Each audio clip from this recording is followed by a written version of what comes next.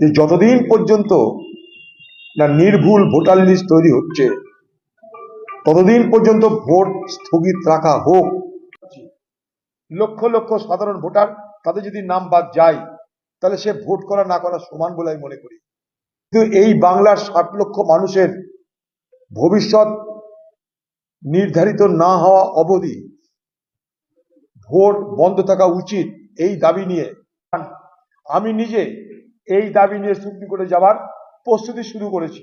আমার মনে হয়েছে যে এটা আমার একটা সাংবিধানিক দায়িত্ব নাগরিকের পালন করবার সুযোগ। বলুন, অবাধ নির্বাচন, ত্রুটিহীন নির্বাচক মন্ডলী অর্থাৎ ভোটার যারা, তাদের তালিকা ছাড়া কি সম্ভব? এটা কি প্রশ্ন নয়? আমি ভোটার, সাপ্লিমেন্টে যদি আমার নাম না থাকে আমি ভোটদান থেকে বঞ্চিত হব। তার জন্য কি আমি দায়ী? তার জন্য দায়ী নির্বাচন কমিশন, দায়ী রাজ্য সরকার।